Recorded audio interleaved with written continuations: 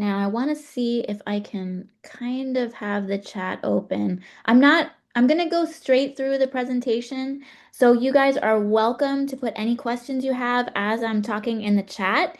And at the end, we are going to have a Q&A session. And if I probably won't be able to pay much attention to the chat, but Bailey and Lisa and Jade might have to leave early, but Bailey and Lisa are going to be doing that. And so at the end, we will have a good solid Q&A. All right, so today's presentation is Conquer the Dragon, how to launch your graphic novel without selling your soul. So welcome, everybody. I have some suspicions about why some of you might be here, and I'm going to list what I think some of the reasons why you might be here. You might be looking for a solid step-by-step plan of what you could do to get ready for your book to launch. You might be trying to figure out where to focus your limited time. If there's anybody here who has tons of time, please put a comment in the chat because you're going to be one of the few. Um, you might be wondering how to toot your own horn without feeling like you're being self-absorbed. That is very tricky for a lot of us, myself included. You might be looking for ways to stop leaving your work on your hard drive for eternity rather than actually sharing it out there with the world. If anybody can relate to that, make a comment. And you might be wanting to learn how to establish and maintain relationships with gatekeepers like librarians, bookstores, schools, etc. You might be wondering how to manage social media, or maybe even promote your work without using social media at all. Is that even possible? So, as you know, the reason you're here, the reason I am talking to you is because I am promoting a course that I'm teaching this summer, and I'm going to be going into detail about it at the end of this presentation. But before I talk about the course, I want to give you some solid value in today's masterclass. I am actually basically teaching the first lesson of the course for free here to all of you.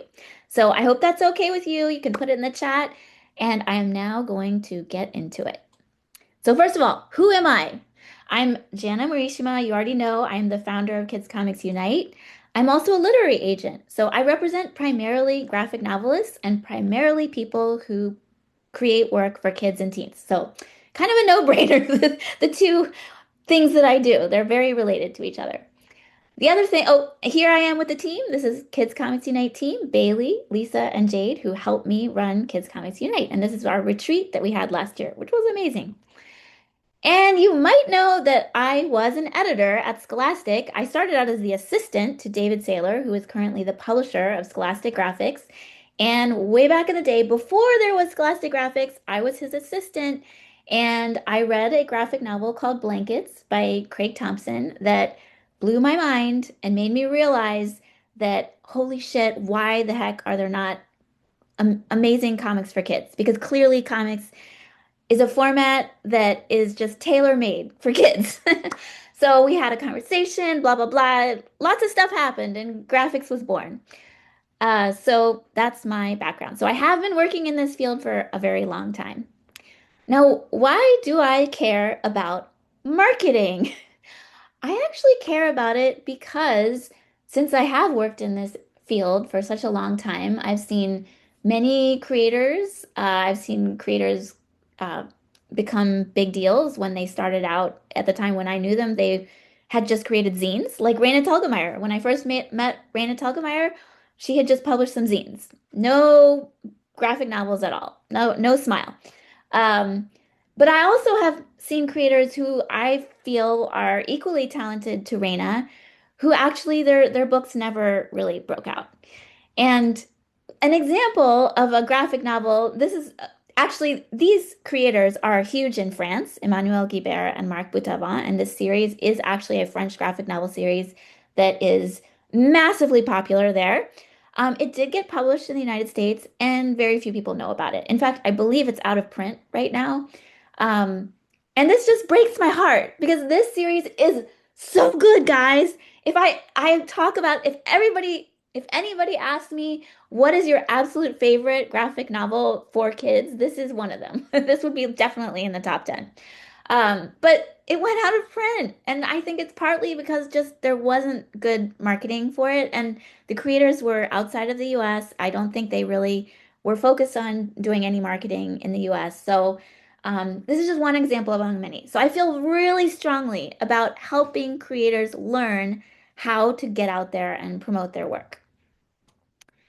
And so in today's masterclass, what I'm going to teach you is what I call the 3-2-1 book marketing framework. And I am hoping that this really makes it crystal clear to you how to proceed. Okay, so there are three parts to the 3-2-1 book marketing formula. Okay.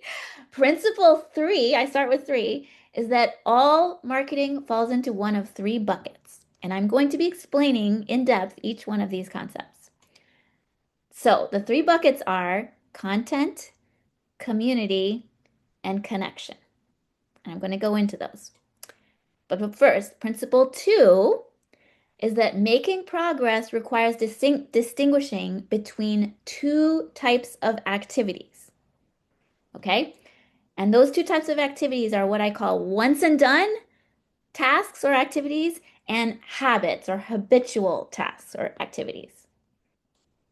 And then the final principle, principle one, is that the most effective marketing relies on one key concept, and that is the flywheel.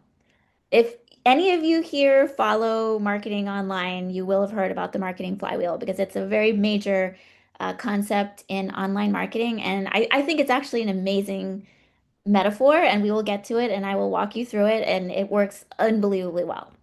Okay, so guess what? I realized that our acronym for these three principles is COUGH. I just thought that was really great. So that'll help you remember it. So, principle three, content, community, connections. Let's get into it. Okay, as I already said, three main buckets that you need to focus on for marketing. The first one, content. Let's talk about that. So, content is the information and the communications that you put out into the world. None of these things are rocket science, guys. They are very, very straightforward. So, I'm going to give you some examples of content. Social media, right? That's what we all think of. When we think of content, we automatically think of social media. So like what you put on your Instagram, what you post on, Threads or Blue Sky or whatever, that's all content, right? And that's actually kind of the sum total of what a lot of people think of when they think of content. But that's actually not all of what content is. Well, there is YouTube. You might have thought of YouTube. People do often think of YouTube for content. But there's also things like your website. Your website is content, right? It is something that you have curated to put online to present yourself in a thoughtful way for people to find out more about you. Then there's things like your press kit.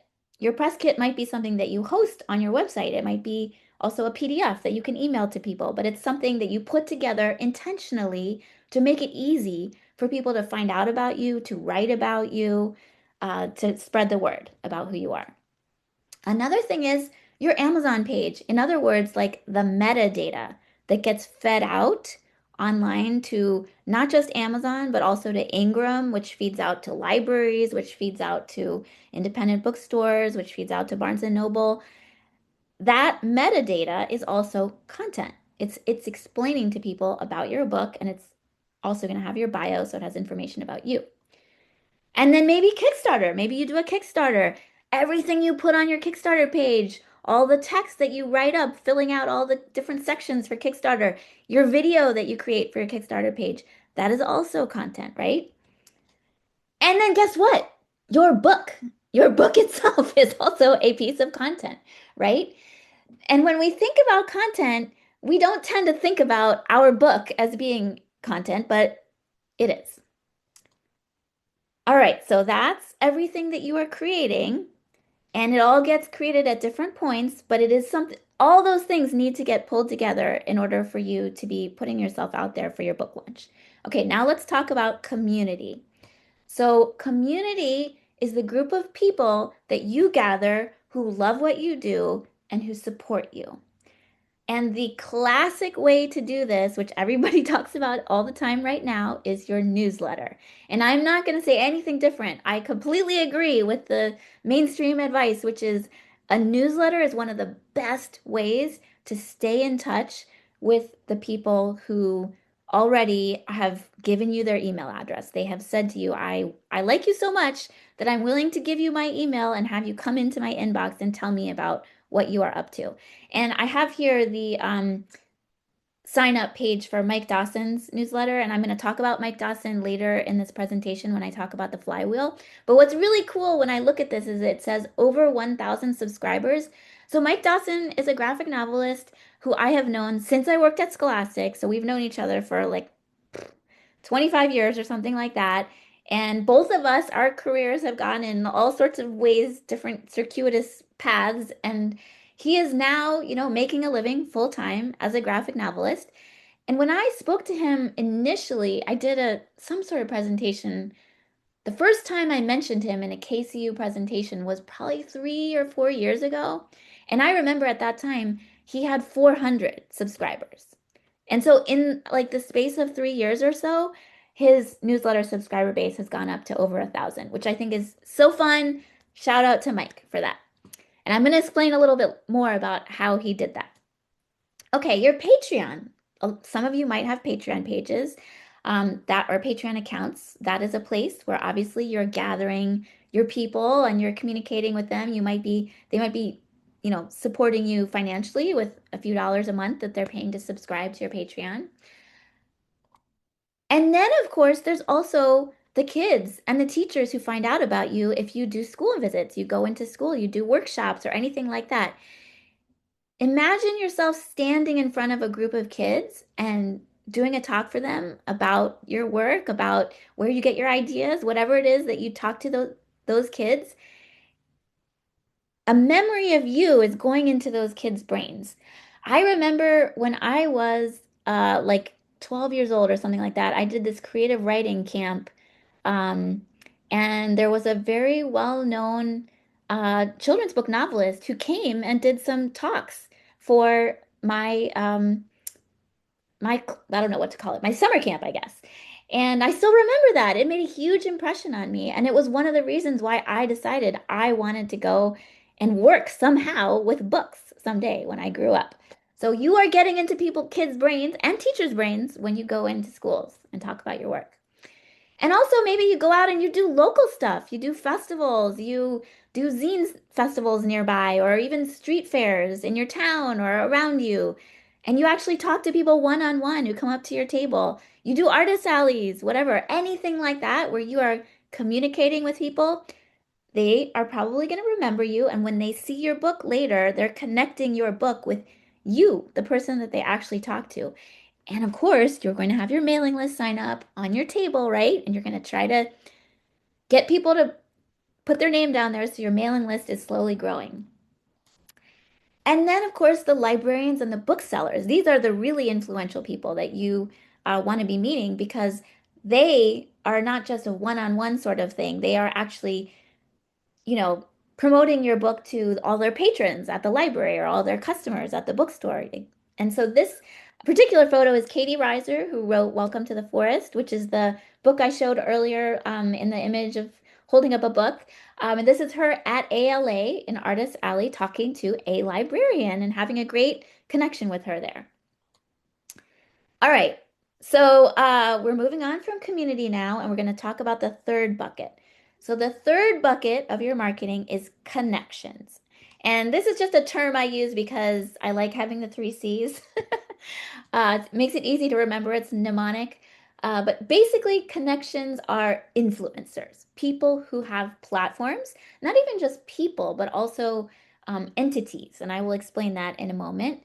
But these influencers, bigwigs, platforms, entities have their own audience. And so when they talk about your work, they are introducing your work to their big audience.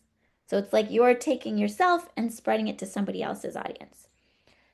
So examples of this would be review journals. Now, this is a big deal for publishers. Publishers are one of the biggest marketing things that they will undertake on your behalf is they will submit your book to be reviewed in review journals.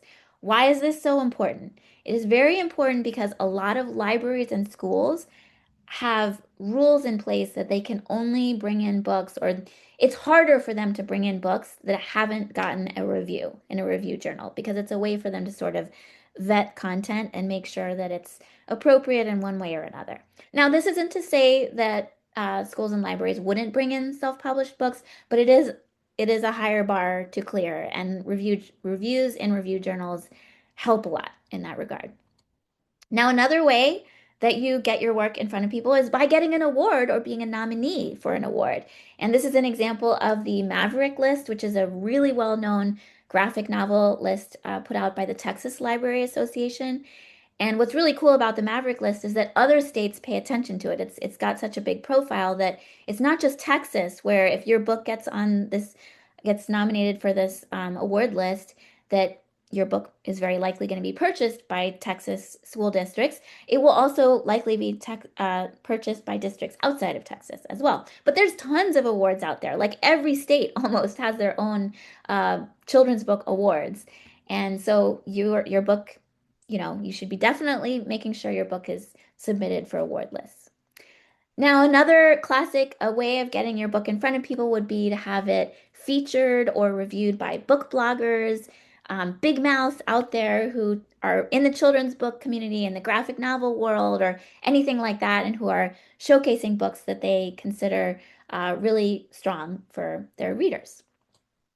And then there's, of course, YouTube channels where, like, this is the Kids Comics Unite. I did an interview with Bethany Murguia where this was really cool because she showed her creative process. She actually, like, showed inside of the various stages of her process in a really detailed way. So I think that's why we got a lot. I mean, we have a tiny YouTube channel, guys, but for us, whatever number of views we have on this video, this is pretty high for us. Then there's podcasters, of course. You probably are very aware of podcasters. This is a great way to not just have your book featured, but have you yourself talk about anything at all, like not just your creative process, but maybe some specific thematic aspect of your book that's really relevant.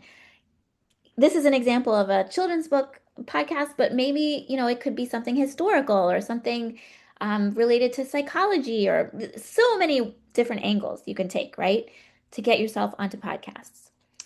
And then, of course, there's media outlets. I did this myself to promote this very masterclass that you are on right now, where I wrote up an article for the Comics Beat, which is a very well-known media outlet for comics news.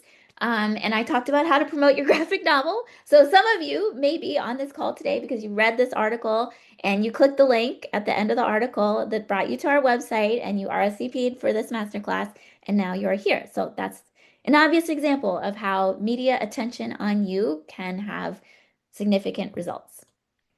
All right. Does everything that I said make sense to you so far? Hopefully it does. But I know I've covered a lot, and I know it can feel like, oh my God, how I have so much that I need to get done. Well, we've tackled the 3 in the 3-2-1 book marketing framework, and now we're going to tackle the 2. And I think this is going to be a little bit helpful for breaking things down into more manageable chunks for yourself.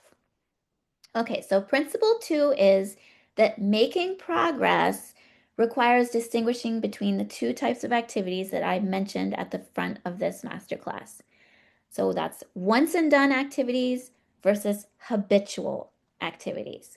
And first, in order to really convey this concept to you, I'm going to tell you a story, okay? So my mom and my sister are like Martha Stewart. They are so spick and span, neat and tidy, amazing, and I did not get this gene. If I were to describe my house, I would say, like the euphemism would be sort of comfortable, lived in. That's the right euphemism for it, right?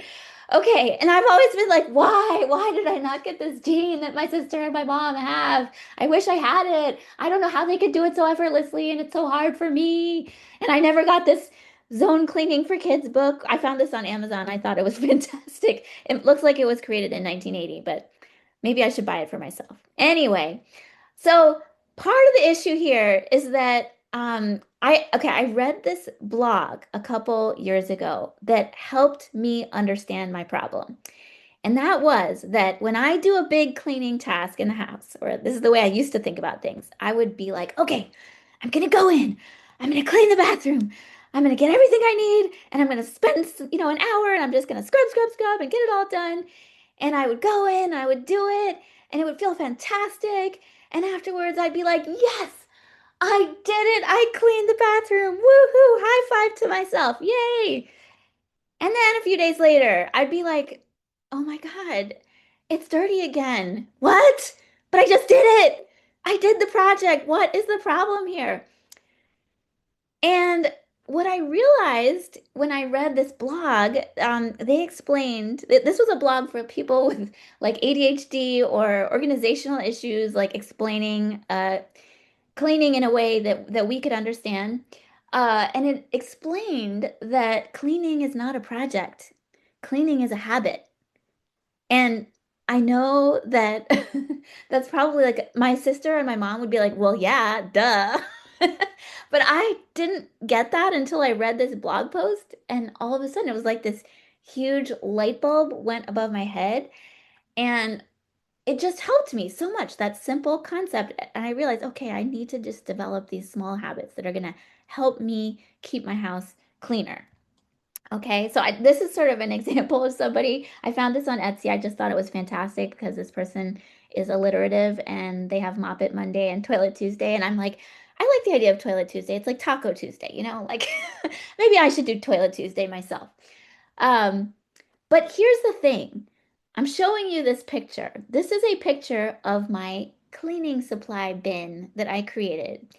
Because another thing that I learned from this blog post that I read is that in order to make your habit workable, you need to make it as easy as possible for yourself. And part of that is having all your supplies in one place, all put out, and having like a little checklist that you go through that makes it really easy. So you just kind of do it the same way every time.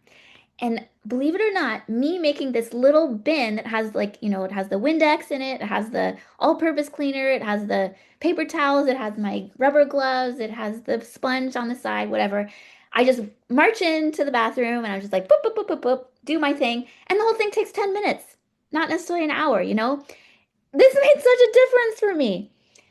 So I'm sure you can guess what I'm getting at here when it comes to book marketing. Basically, marketing is a habit, but it often requires a project first. So you do the little project that sets things up for yourself so that it's really easy, and then that enables you to develop that habit and keep it going. Okay, so we're going to walk this through a few examples of this. Okay, so we talked about your buckets, right? You have the content, your community, and your connections. And then you're also going to have your once and done project for elements within each of these elements of content, elements of community, elements of connection. And another way to think of this as is assets. Assets that you create once and you can reuse them over and over and over and over again. And then the second thing is the habit. The habit is not something that you do it once and you're done. You must keep doing it. I'm sorry to say, it's just like your bathroom. You have to keep cleaning that bathroom. So here is a specific example from Eliza Kinks, who is a Texas children's book creator. I think she's hilarious and fantastic, and I really love her website, so I'm using her website as an example. So at some point, Eliza had to actually create this website. And what I really love about this website is that she took photos of herself to introduce herself on her homepage. And she has a whole theme involving eating a sandwich. And if you go to her website and you look at the homepage and read through the whole thing, you'll see that she carries through that theme in a fantastic way. It's so well conceived, so fabulous. It just makes you fall in love with her. And you're like, I want to know this creator. I want to buy all this creator's books. So I absolutely love this. But she had to actually set aside time, right, to think through how am I going to introduce myself to people? What do I want to go on my homepage? So she did that, and now this website's there, right? She doesn't ever have to, I mean, she'll probably be tweaking it as time goes on. Your website's never done, but once you have the main concept and you have the initial version created, you've done so much work. Okay, now would be the habits after you've created something like this? Well, in Eliza's case, she sends out a Substack newsletter and she actually draws it.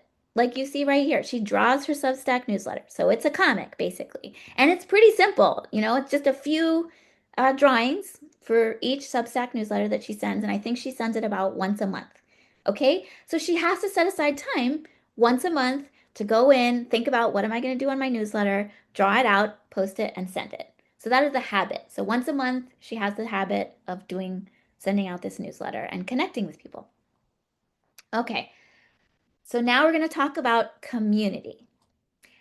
Again, going back to Eliza, this is Eliza's newsletter sign up page.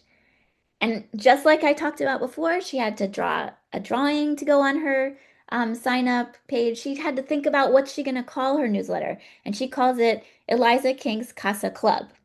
And she has a little tagline about it. Me Clubhouse as Sue Clubhouse. Let's hablar about picture books and enjoy cookies unabashedly. And that's just such a friendly way to introduce her newsletter, right? And make you want to subscribe. I want to subscribe when I see a newsletter sign up page like this. But again, once she sets up this newsletter sign up page, which who knows how long this took her, maybe an hour, maybe 2 hours, she doesn't have to do it again for a year, for 5 years. Who knows how long she keeps it like this. So that's the asset, right? And then, like I said, there's the monthly, like opening up the Substack software, going in, placing in your art, and then hitting that send button that goes out to your subscribers. So that's the habit. And of course, another habit that I highly recommend is replying to comments.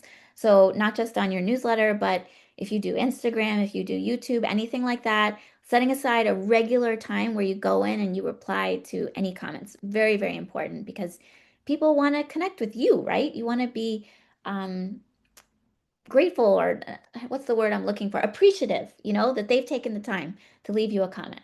So you should reply back to them.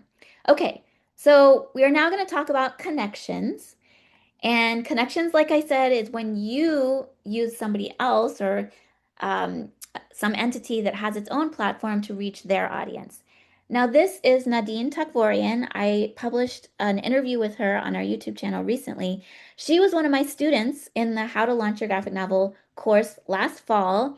And through that course, part of what she did is she created this media kit page on her website. And she also used the PR outreach tracker that I shared with everybody.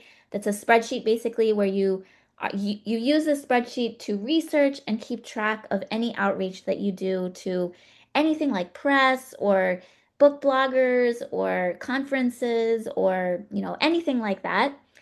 And she also drafted a template email that she could use to do outreach to people who might want to feature her for an interview or to review her book or anything like that. So she created these assets, right? And then she can go out and have set aside a certain amount of time every week to reach out to people. So this is one of the I don't know whether it's not really a hack exactly, but what I would say is set aside at least half an hour a week where you go to your list of people, think to yourself, like, who can I reach out to this week who would be a great connection for me, who is somehow reaches my readers or might be interested in what it is I'm doing, and just reach out to them. Send a one-on-one email. And there's many ways you can do this. It can be like pitching yourself for an interview. It could be just even like commenting on their material. Like if actually, before you pitch, I did that in reverse order. What I definitely recommend is that you kind of get to know those bigwigs first. And one of the great things that you can do is comment on their stuff so that they start to see your name and start to associate with you with somebody who's actually, helping them out by boosting their material. So that's something that you can do once a week. Set that time aside. Okay, so we're coming to the last principle. So in other words, you want to build the foundation and then build the habits, right? A lot of times people start just posting on social media without actually thinking through that foundation part, like thinking through, okay, is my website really solid? Do I have a way to capture people's email addresses if they really like what I'm doing? Do I have a media kit to make it really easy for people to write about me, feature my work? All those things, you want to have those set up before you're really like going out there and heavily promoting yourself online. Okay, so now the final principle. The most effective marketing relies on one key concept, and that is the marketing flywheel. And I'm going to walk you through this concept because it is so powerful. So, what is a flywheel? A flywheel is an antique thing that was a heavy rotating wheel or disc, a kind of machine that stores kinetic energy. So it is initially very difficult to spin because it's very heavy and very big, and you have to like use a lot of force to get that flywheel to move around, right? But as you push and as you push, it starts going faster and faster and easier. And that is the idea of a marketing flywheel. It is something that's super hard to get going in the beginning because I'm sure there's people on this call right now who don't have a mailing list yet, or maybe you do, but there's only a handful of people on your mailing list, and you don't have tons of traction yet with reaching a big audience. But that's always the way it is. That's the way it was for me. That's the way it still is for us. You saw we have like a few hundred people who are viewing our videos on YouTube. So that's pretty small. But it takes time, you just have to keep doing it before it grows. So here is an example of how a book marketing flywheel would work. So you create something fun that you put out into the world. Now, the number one fun thing that you create is your book, right? But maybe you also create a post where you explain some specific technique that you use. Maybe you did something in watercolor and it's hand painted. It's not done digitally and you want to show the technique that you use, that you create a post about that. Or maybe like Eliza, you do an Ask Me Anything and you draw something really cool to invite people to hang out with you on Zoom and tell them where you got your ideas or something like that. So you create that and then you post it on your blog, right? You post it publicly. Now it could be your blog, it could be Substack. Substack is sort of like a blog newsletter put together, and that's why it's so popular. Um, and then once you've posted it, you send it to your fans. So if it's Substack, like I said, it's sort of like a 2-for-1 kind of deal where you do the posting and then it gets sent automatically to anybody who is subscribed to you. And then the next thing you do is you share a little clip or a little thumbnail or something like that of what you just created on social media. And depending on how you use social media, maybe you're just on one platform and you just post it there. Maybe you are good at social media and you post it to Blue Sky, you post it to Instagram, you post it to Threads, etc. That way you're kind of reaching all those different people who might discover you in all those different places. And then beyond that, maybe you organize an author visit. And at that author visit, you talk about the fact that you have a newsletter, and maybe a few people who are at that event decide to sign up for your newsletter, right? So you get some new fans. So now your newsletter list has grown by a handful of people, right? And so when you send that next fun thing, who knows what it is, and then you start to cycle around again, you're actually more people are seeing that stuff, right? So you're imprinting yourself in more people, which gives you more opportunities to find cool ways to get the word out about your stuff. I'm going to show you exactly how Mike Dawson does this. So Mike Dawson has something called the Zine Club, which he has on his website. If you look at the menu on his website, you can click on Zine Club. And if you click on it, it brings you to his Patreon page. Now, his Patreon page gives you the option of just giving him a tip or signing up for his digital zine club, where he's going to send you a zine digitally. Or you can pay the $10 level and you will get a physical zine in the mail.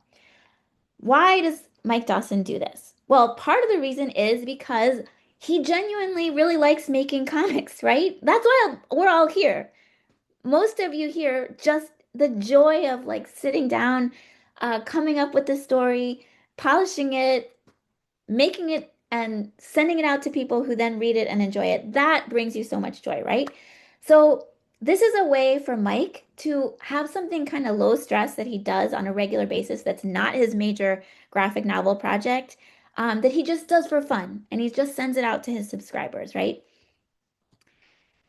Now, after he sends out the zine to his physical zine club subscribers, he then posts it on his Substack. So there's like a period of time, right? There's the people who get the zine first are the people who've paid him. This is a really classic model to do for online marketing, where you just release some things to people who support you financially a little bit earlier. And then after they've gotten it and enjoyed it, you then post it in the public place. In this case, it would be Mike's Substack, where he then posts his zine so everybody who subscribes to his Substack can read it and enjoy it. And then he posts it on Instagram and all the other, I don't know, he might be on LinkedIn or Facebook or other places like that. And he posts that exact same thing. So all the people who follow him there see that zine. Now, Mike is great at doing school and library visits. He is very active at this. And I spoke to him a few weeks ago, and one of the things he said to me is that he feels really lucky that he lives in New Jersey. Now, I live in New Jersey. That's part of why I know Mike so well, because we don't live too far away from each other. And New Jersey is a very densely populated state, so it is easy for him. Within an hour's drive, he can go to so many different schools and libraries. He's like, it's just, never ending, basically. He can be reaching out to schools, reaching out to libraries, and setting up these visits. And I have been to at least two of Mike's workshops myself in libraries. And it's so great the way he does it, because he always stands at the front of the room, and at the very beginning of his workshop, he acknowledges the adults in the room. So oftentimes there's a librarian standing in the back. Some of the parents might be there, and he says, "Okay, I'm so excited. I'm about to start, but just so you know, over there on that table, I have my mailing list sign up. Feel free to walk by anytime and give sign up if you're interested in hearing from me, and I'll be signing books at the end." And then he goes through his workshop with the kids, and then at the end of the workshop, he says the exact same thing, like, "Thank you so much, guys in the back. Just a reminder, my mailing list sign up's over there."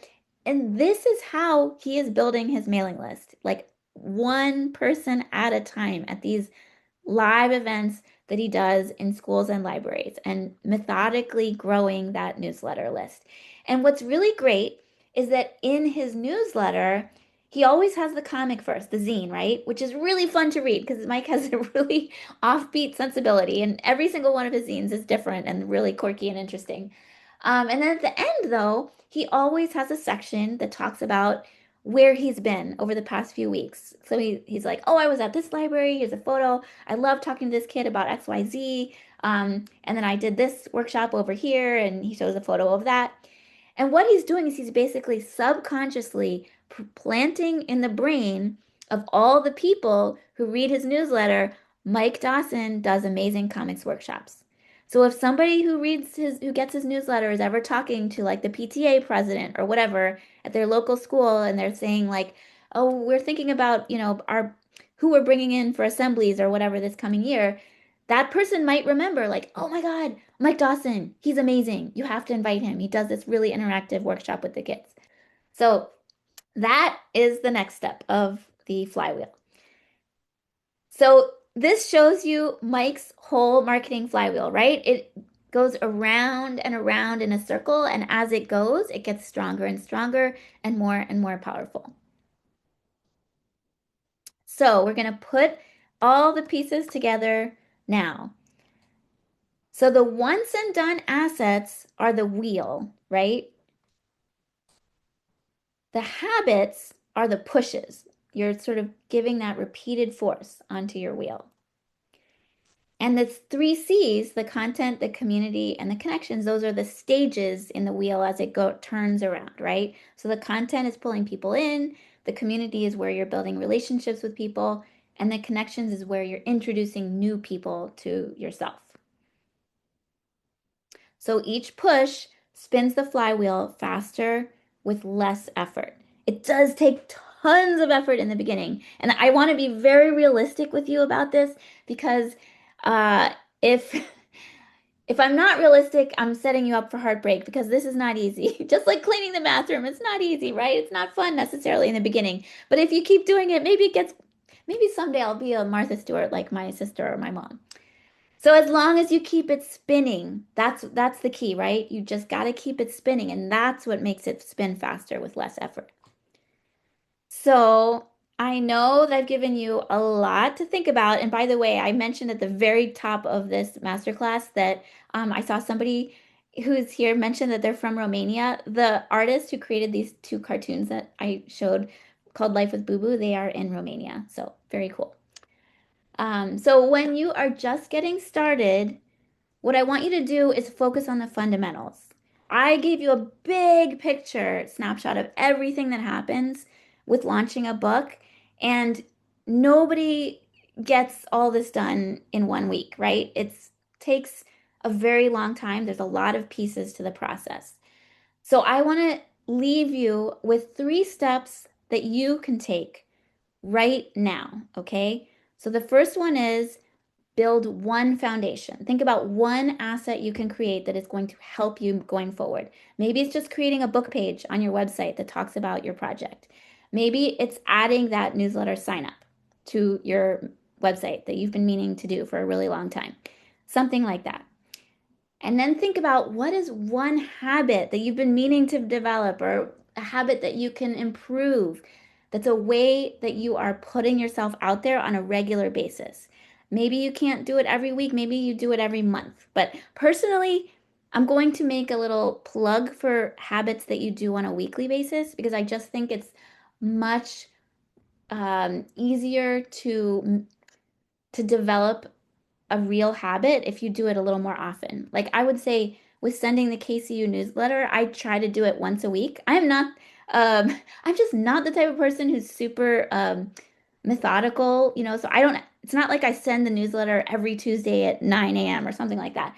But in my head, I'm always thinking like, okay, I have to send out a newsletter once a week. And I sort of get it done. I get it done somehow every week because if I don't do it, I start feeling that stress in my head, like I haven't sent out my weekly newsletter. Gotta do it. All right.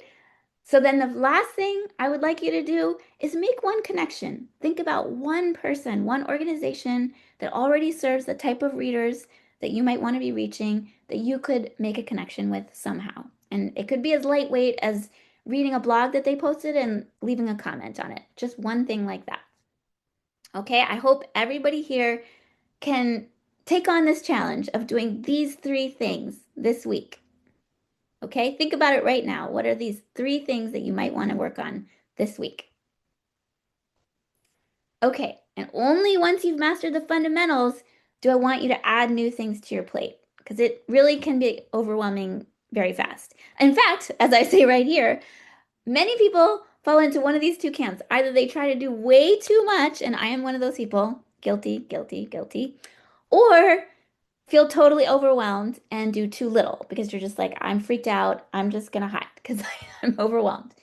So try to follow the Goldilocks rule, which is not too much, not too little, what you can actually manage so that you can be consistent. That is the key, being consistent.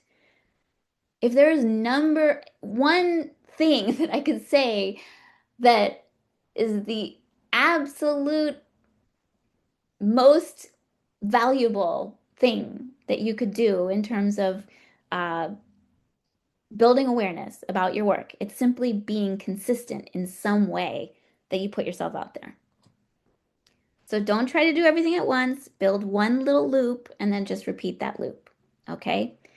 So if it's okay with you, I'm now going to talk about the course, the How to Launch Your Graphic Novel course. That's the whole reason I'm teaching this masterclass to you today.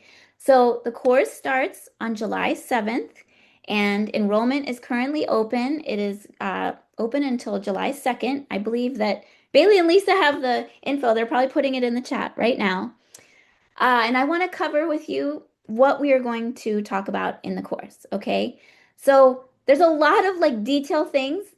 This is sort of the nuts and bolts of what we're going to get done together. We're going to work on updating your author bio, your book page, setting up a mailing list and welcome email, reaching out to your friends and family, creating a media kit and a one-pager about your book, researching influencers to reach out to and events that you might want to attend, planning an online review campaign, customizing some template emails that you can use for outreach to schools and libraries, for reviews, for PR, and learning how to connect with other creators so that you can ask if they might want to blurb your book, which means, giving you a testimonial or a little comment on how much they loved your book, which can either be put on your book cover or it can be put on your Amazon page. You can put it on your website. You can use it for social media. Blurbs are really great.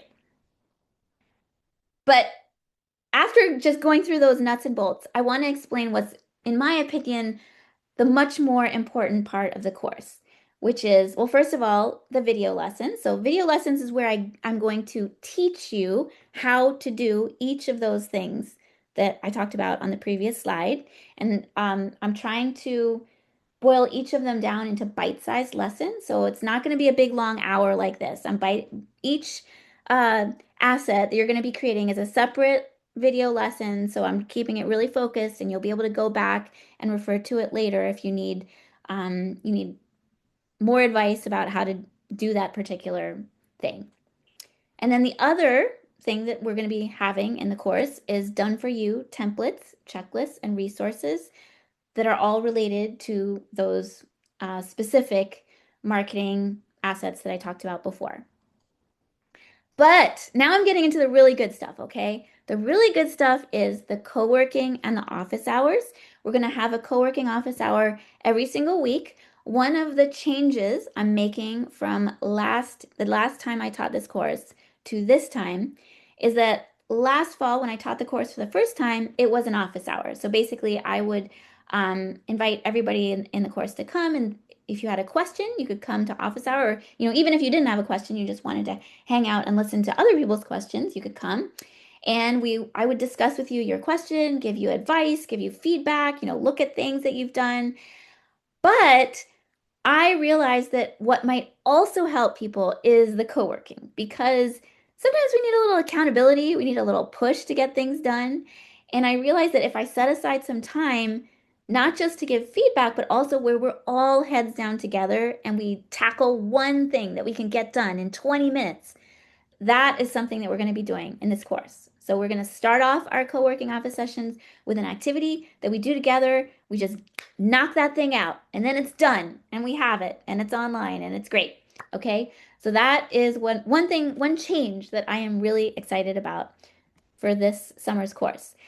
The other thing that is so powerful is the curated peer group. So for all the students who join the course, I'm going to curate a small group of about 3 to 5 fellow creators, and you are going to meet once a week, basically for mutual support, mutual feedback, and accountability to get the homework assignments done, or just give, you know, encouragement to each other to keep going. And what I'm really excited about is a lot of the peer groups that I organized for last year's How to Launch Your Graphic Novel course are still connected, and they're getting together in person even sometimes. It's amazing. So these are often people who you are going to know for years down the line, who could become they could even become collaborators. I think there is an example of two people who met last fall in the How to Launch Your Graphic Novel course who are now collaborating on a project together. So most importantly, it's the friends. We're all getting to know each other in this course. And for example, like Nadine Takvoyan, who I mentioned earlier in today's masterclass, I didn't know about her at all. But through the course, I met her. She was amazing. And we just published an interview about her on our YouTube channel. So one other important thing, we have a bonus for you guys if you're interested in signing up either right now or by 11:59 Eastern time tomorrow. We're trying to be really make it the time really clear because people always have questions about time.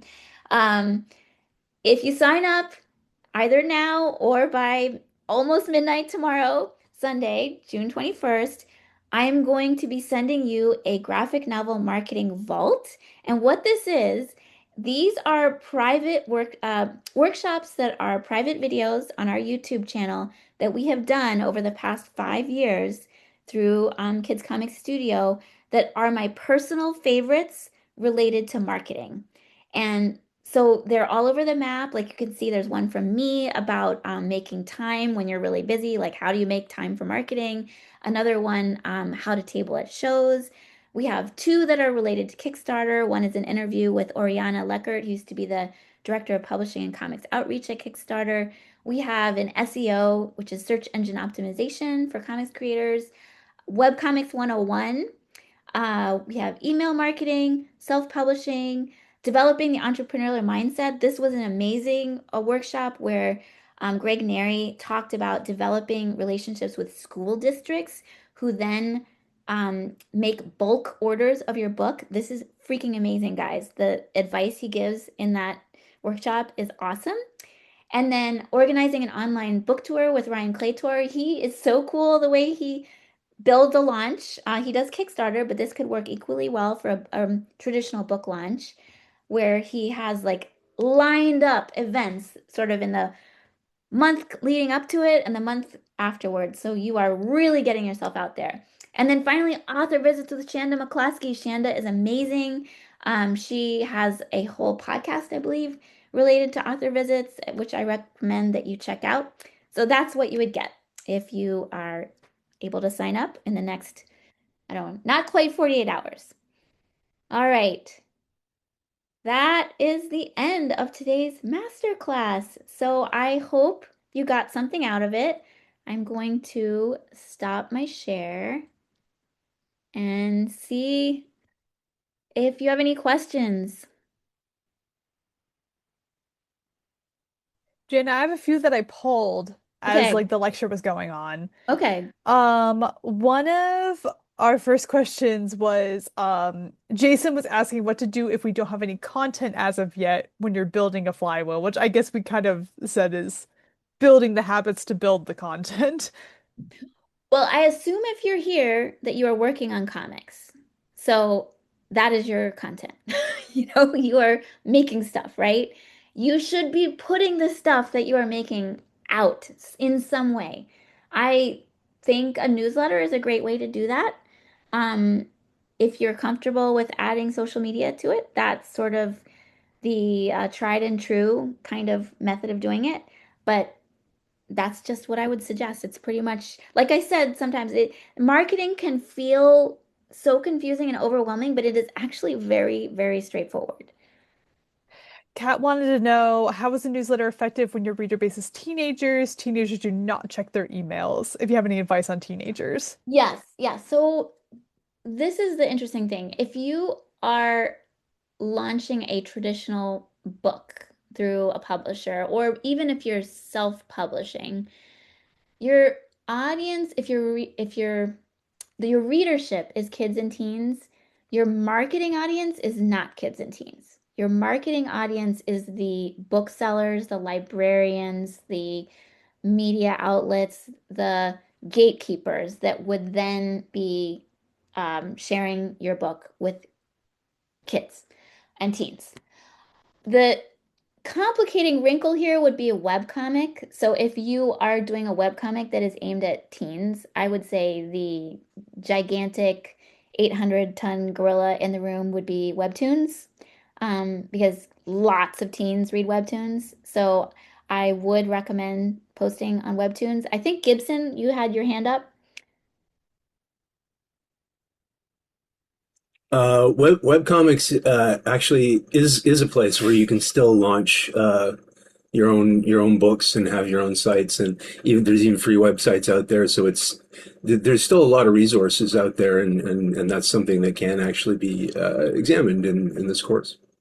Yeah, yeah, definitely. So I think beyond, I mean, there is Tumblr still. I don't know. Other people might know Tumblr better than me. Is it really a thing still? Who knows about that? Nope, but there are a handful of free sites out there where you can just go and they have a template that you can use, or you can structure your own website based on uh, architecture that's already out there and exists. There are various communities that are not the giant monsters in the room. Uh, Yeah, personally, I would definitely, if I were publishing a webcomic, I would definitely have my own website where I was posting that webcomic. But if I wanted to promote it and like bring eyeballs over from other places, I would definitely find at least one platform that's like a big social media type platform to share and bring viewers back. And I would say, having done this course last year, the principles of launching a graphic novel apply directly, and the same for most things to launching a webcomic. Mhm. Yeah, yeah, So definitely. it's a valuable resource to have, no matter what kind of comics that you're doing.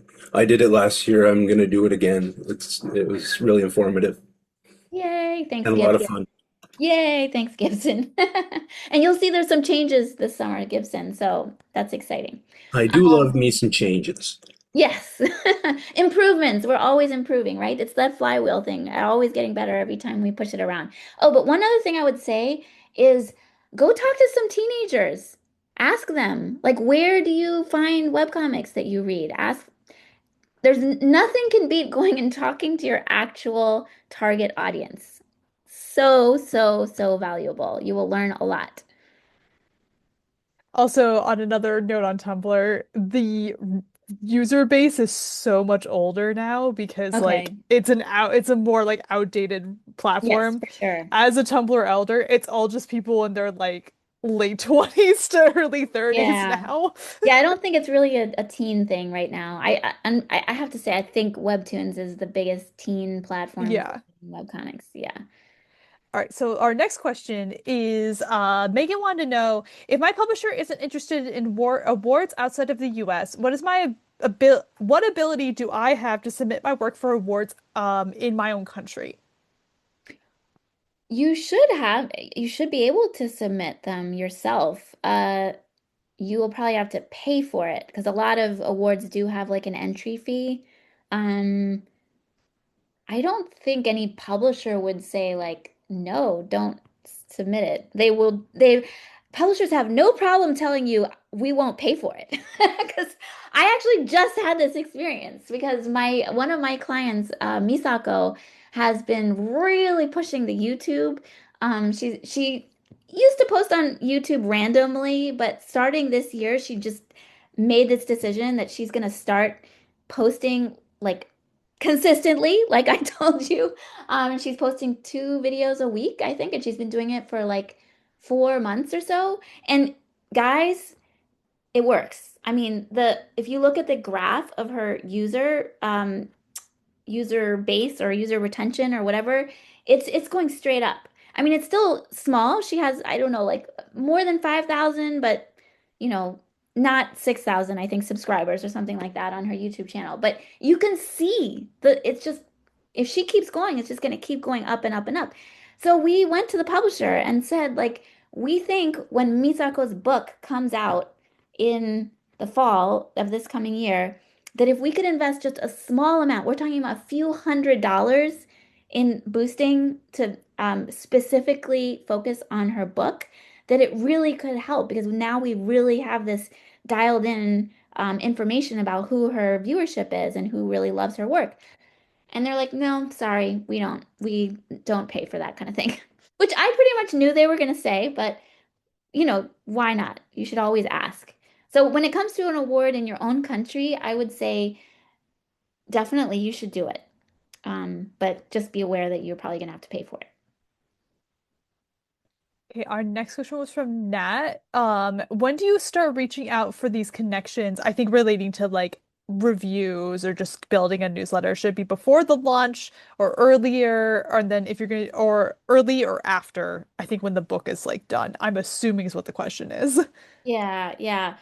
In terms of outreach for reviews, well, I'm gonna back up. So the first thing is you should be as early as possible. Like way before your book is coming out, you should be thinking in the back of your head, like, who are the sort of big wigs that I am going to be wanting to connect with in a year or two, if possible. I know some of you might have your book coming out sooner than that, and you're not going to have as much of a runway. But for everybody here who does have a runway, I'm telling you now, like, think about this now and think about, like, how can I connect with these people?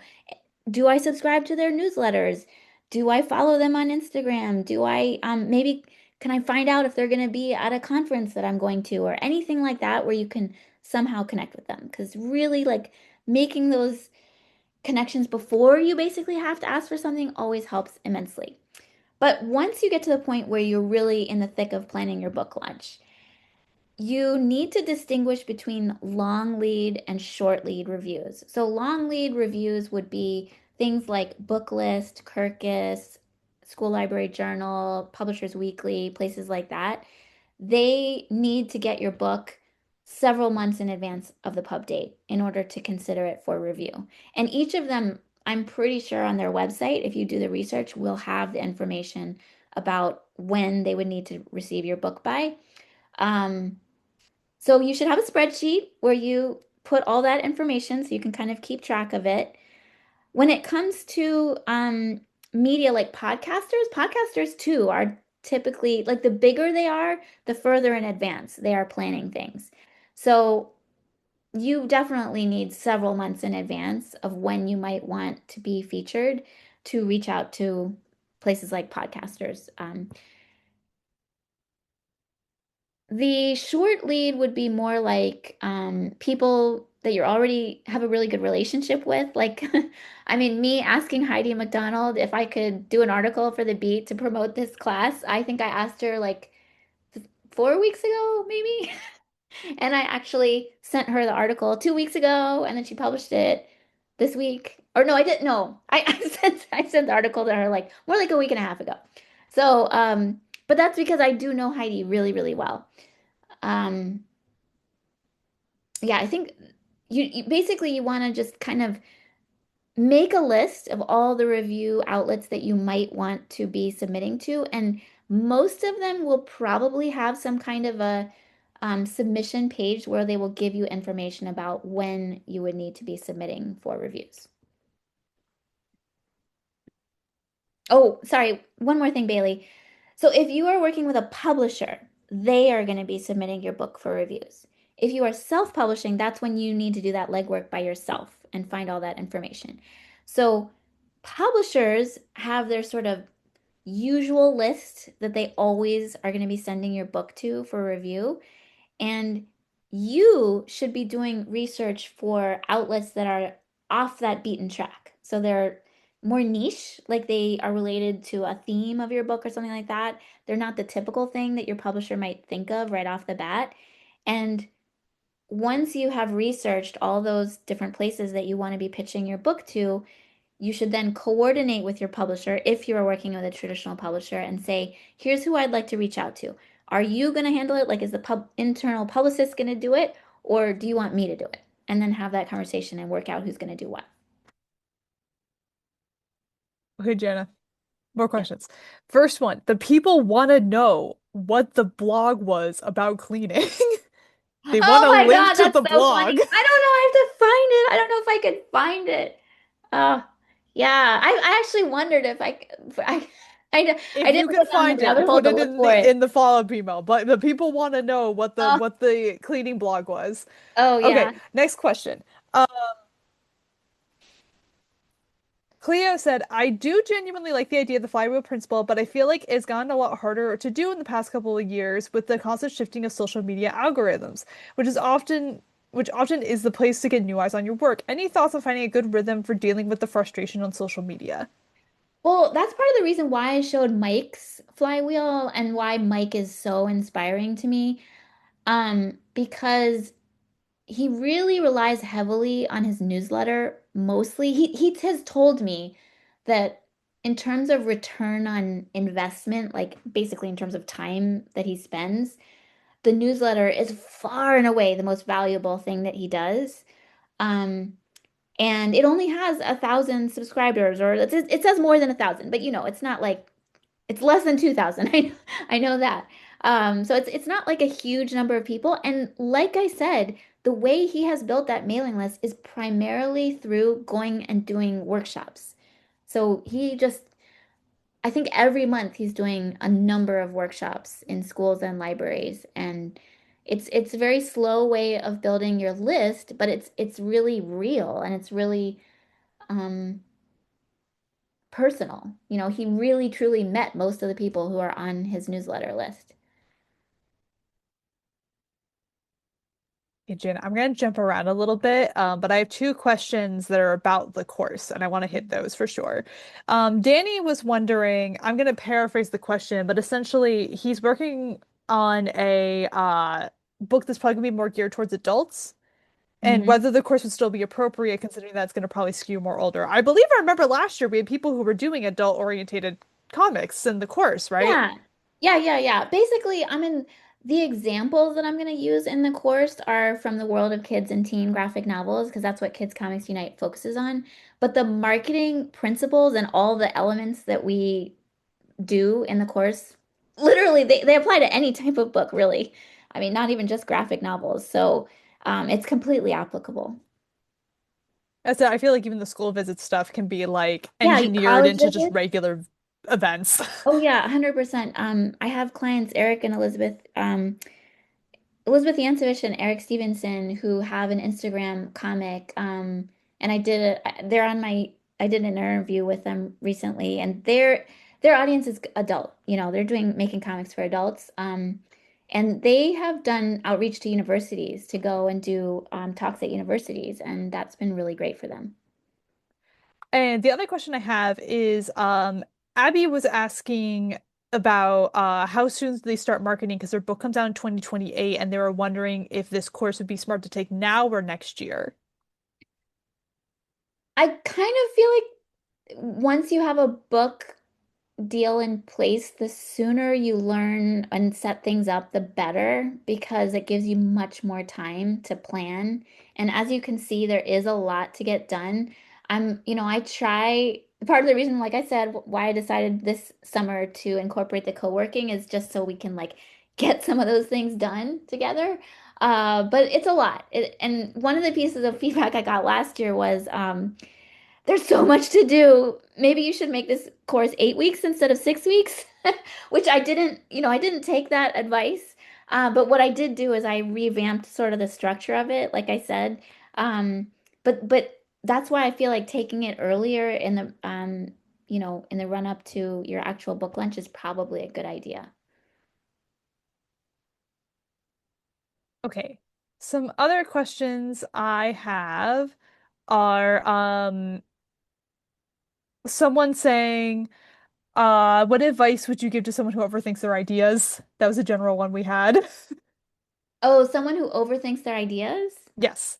Interesting. Well, um, one thing that I do sometimes is I play this mental game where imagine myself sometimes as like the boss and sometimes as the worker bee. I'm showing you my boss hat and then my worker bee hat. So when I'm the boss, what I do this is usually like on the weekends, I set aside some time and I look at my week ahead and I plan. Always I use a time blocking. Mike Lowry, who teaches getting paid to draw, I know that he also believes time blocking is one of the most powerful techniques for creative people to get things done. But it's basically like you tell yourself, here are the things that I can realistically get done this week. Here's the most important things I should get done this week. And you put it in your calendar. So you set aside an hour and a half on Monday or 2 hours on Tuesday or whatever it is to do whatever that important thing is. And then when that time comes, you are just the worker bee. And you're like, my boss told me to do this, so I just have to do it. I don't know if like that imaginative mental shift helps other people, but it does help me. Like, it's it's scary to do a lot of the things that we're doing here. And I think part of the reason why marketing is so hard is because you have to do things that make you feel uncomfortable. Like teaching this masterclass. I told Bailey and Lisa and Jade before we started today that I dreamed last night that I was in my bedroom and that I was teaching this master class on my bed. So I was sitting cross-legged on my bed, and 7 people showed up and they sat on my bed with me. And I was like, oh my gosh, first of all, I thought there were going to be so many more people, and there's only 7 people here, and they're sitting with me on my bed. And then I opened up my laptop to teach this class, and I was like, oh my God, I didn't finish it. Shoot. And so I said, you guys talk amongst yourselves. And then I was like, must finish my master class. So I feel the nerves too, right? I feel it just we all do. So one thing that I also do that can help you with these kinds of nerves is that I give myself deadlines. So I posted publicly that I'm teaching this master class live. I can't really get out of it. I have to do it. So that forces me to put my thoughts together, show up and teach you guys, you know? If I schedule an interview with people for our YouTube channel, I have to show up, do the interview, and then I have an obligation to people, right? Because they want me to publish that interview to promote their work, and I would feel really bad if I did the interview and haven't published it yet. So just so you know, I actually did an interview with Mike Dawson because I love Mike so much, and I want to go deeper with him into how he sort of built this whole system for himself. And I'm going to be publishing that on our YouTube next week. And I haven't done it yet. I haven't edited it. So it's like sitting in the back of my mind, like, oh my gosh, I need to put this in my calendar and get this done. So those are some techniques that I use to get myself past that overthinking. Okay, Jan, two more. Okay. Um, SNB asked, how do you feel about sharing online with AI scraping? Also, original ideas, post or not to post, especially images of your main character. Um, I mean, I have my own feelings about this, which is just it's kind of a necessary evil. You have to make your work present. If you are concerned about it, there are programs you can download like Glaze or Nightshade, which should run relatively okay if you have a pretty modern computer. Like I had a really old Mac and it could run Glaze relatively okay, so Mhm. but you kind of have to. That's Yeah, the Bailey, thanks reality. for mentioning those. You know better than I do. Glaze and Nightshade, is that the other one? Well, they do different things. So Glaze, if you're really worried about AI scraping, Glaze will essentially scramble your images so that it can't be reproduced correctly on like it kind of can poison an AI software where it's like scrambling your image so someone couldn't like recreate it. And then Nightshade is like even more aggressive. It's actually like a hostile program that is like specifically made to like make your art just straight up poison. So like when it gets put into a system, it's just going to completely like scramble their data well. Um, like I said, they should run relatively okay, but they do have some hiccups and stuff like that. Like sometimes they don't work. Sometimes it takes forever for them to upload like a new version of your file. But Mhm. at the end of the day, you do have to make yourself present and known because if you say, for example, like trying to send your stuff to someone and there's no information about you online, they're gonna be like, who is this? Am I getting scammed? So, Yeah. Yeah, I guess I was kind of wondering when somebody's gonna have the AI question. Because if you haven't noticed, I didn't mention AI at all. And you could definitely take my course and we don't have to talk about AI. I mean, oh my gosh, where to even begin on that subject? I'll just say I personally don't spend a lot of time worrying about it because I put so much stock on personal relationships with people. That's what matters to me, and that's where I think the value lies in what we do, right? I mean, I think there's just so many things about what we do specifically that is perfect for this particular moment. So, number one, making a story is hard, right? It requires you to use a lot of mental energy to structure it effectively so that the reader has the emotional experience that you are trying to instill in them. And that challenge is a beautiful thing, right? It's you actually I just went this morning with my son and he was running around in on a field and so I was like, okay, I'll jog with you and then after we were jogging, I was like, oh my God, I'm wiped out. You're so fast. You're so much better than me. And he's like, yeah, you know the funny thing is that when I'm running, I think to myself, this is hard. I want to stop. And then when I stop running, I'm like, wait a minute, I want to start running again. That was fun. And I think that's sort of like making stuff, right? Like while you're in the thick of it, sometimes it can feel like you're wrestling with it. And then you finish it and you're proud of it. And you're like, whoa, that was an amazing experience. So that's the whole storytelling part of things. And I would say, like, if you used AI to create your story, you don't get any of that, right? And with marketing, yeah, I just put way more emphasis on one-on-one connections with people, which AI cannot have a one-on-one human connection with somebody. And I don't personally worry about AI scraping stuff. I just post it online. I also just, not to sound really negative about it either, but like if you do publish a book, the likelihood of just anyone else posting your stuff too is probably not gonna put it through a like AI protection. Like your publisher is not gonna put glaze on your book cover. Not to sound cynical. I mean, obviously, if you care about it, you can have control over it and you can protect all of your work, but also realistically, like everyone's kind of all in the same boat of getting scraped. If that kind of, like in a Yeah. weird way, it makes me feel a little better about it. Yeah, I totally know what you mean, Bailey, and I agree. Actually, I do want to say one thing that I've had in my mind, which is kind of like a stretch goal for this class. If we get enough students signing up that I have some extra funds, I would love to invite Ben O'Grady back to talk to us again about search engine optimization. So Ben he is one of the workshops that I'm including in the graphic novel marketing vault for anybody who signs up by the end of this weekend. And that workshop is a few years old, so some of what he was saying then may be slightly out of date, but it was an amazing workshop. He went through the websites of several people from Kids Comics Unite and like piece by piece explained all the things that they could do to improve the search engine performance of their sites.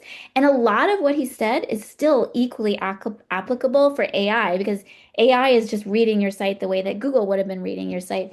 Um, so it's super helpful, but I would love to bring him back to do like an updated version because his day job is search engine optimization. That is his specialty, and he knows it inside out, and he has to deal with AI right now. So I feel like he would have a lot of interesting things to say to us about putting your work online in this new world of AI. So hopefully we get enough students and then we can have him come in and do a guest lecture. Okay, this is one more that's in my bank of questions that I copy and pasted. Okay. Um, what subjects do people discuss in their Substacks? Is it like a work in progress, like what people do on Patreon? That was asked by Verissa. I feel like it's whatever you want it to be. You're the one writing it. You have to be interested in writing it. Oh, yeah, it runs the gamut from people who do really in-depth, here's how I do things kind of posts to people like Eliza who just write a few comics to like Mike does sort of comic essays, I would call them, uh, to Maritza Kim, Ruiz Kim. She has a lovely, thoughtful newsletter that she sends, which are, I guess I would call them ruminations, but they're just very thought-provoking and lovely. Um, yeah, it's just whatever you want. And it could just be literally like, here's what I did this week, showing your work.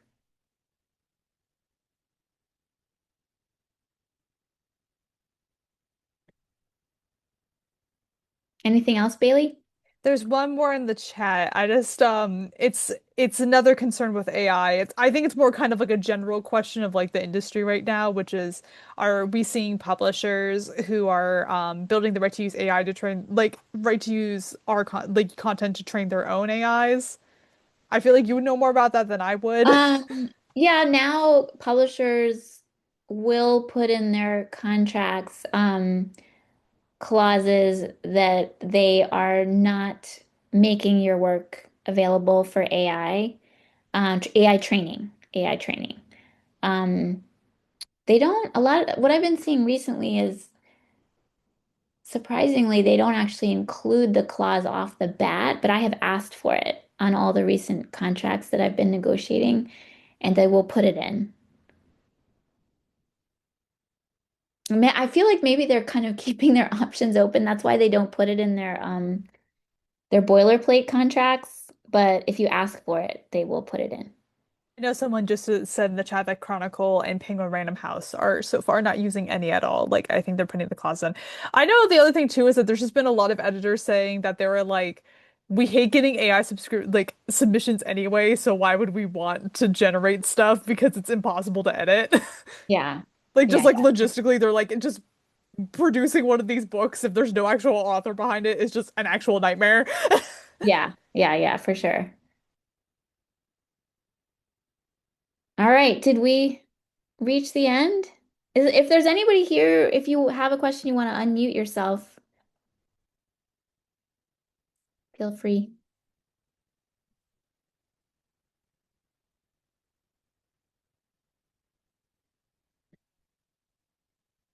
All right. Well, Janna, I did you talk about the cost of the course?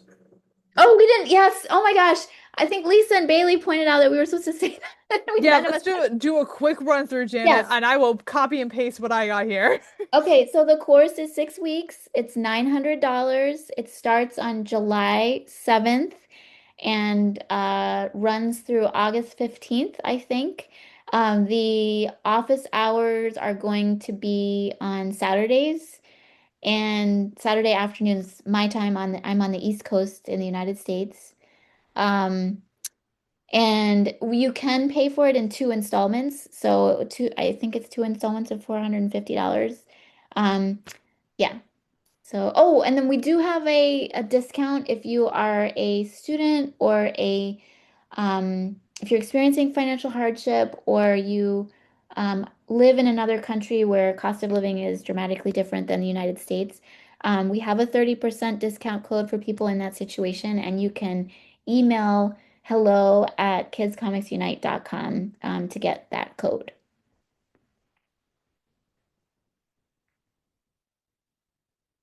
All right. Oh, how long each week? Well, it's basically the video lessons are asynchronous, so I'm releasing them on Tuesdays, and you can watch them whenever. It's good for you. So the only time that is definitely dedicated that we are coming together is on Saturday afternoons.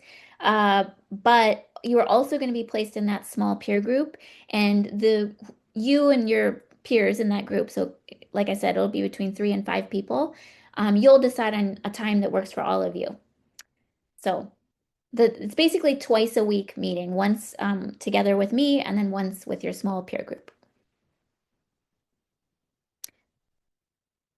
Oh, specific school visit. How do you get started with that? Seems a hard thing to break into. Okay, so school visits, here's my recommendation. Start by finding a local school where you can introduce yourself as a local author. That is the easiest way to break in, is when people know you live in the area, you're local and they want to support you. You can even start with a single classroom. It doesn't have to be like a big assembly. Find somebody, ask around, see who knows somebody who's a teacher, somebody who's on the parent-teacher organization at a local school. Try to get into one school. You don't have to necessarily charge for it the first time. Do it for free. I do think that like get it breaking in the first time, you want to make it as easy as possible for people to say yes. And the important thing when you do that first school visit is ask somebody, make a reminder for yourself to ask somebody to take a photo of you in front of the room with the back of the kids' heads. So you have a photo of yourself in front of students. That is so valuable to have on your website for your school visits page because then you have proof that you have done it before. And then after you do that school visit, immediately follow up to say thank you to every adult that you encountered, the teacher in the room, if there was a parent who helped organize it, the principal, anybody like that. And in your email, after you say thank you, ask them if they could give you any feedback about it. And 9 times out of 10 or 99 times out of 100, they're going to write back to you and say, "We loved it. The students got so much out of it." Something like that. And then you can ask them, "Is it okay if I quote you on my website?" And then most of the time they'll say, "Sure." And then you can also have that testimonial on your school visits page. Those two things, a photo of you teaching and a quote from somebody saying that you did a great job, is what's called social proof. And social proof is so valuable because we all, uh, we're just hardwired to care a lot about social proof. So, for instance, if you're looking for something to buy and you go to Amazon and you read reviews, even if you're not buying it from Amazon, but you're reading the reviews to decide whether you want to buy that thing, basically what you're doing is you're looking for social proof. You're looking to see what other people have to say about something. And it's just incredibly important. So, that's what I would recommend. Find the easiest possible way for yourself to get in front of a local school and get those two things, the photo and the testimonial. And then you can reach out with a link to that school visits page to other schools in your local area and, hopefully charge a little money, and then you slowly ladder up as you get more experience and word starts spreading about your workshops, and you can charge more money.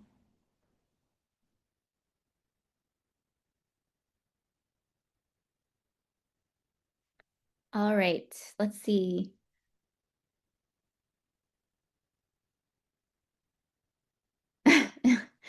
Some more school visit questions. Yes, taking Jeff says taking pictures of the back of kids' heads. Exactly. That's the way to do it.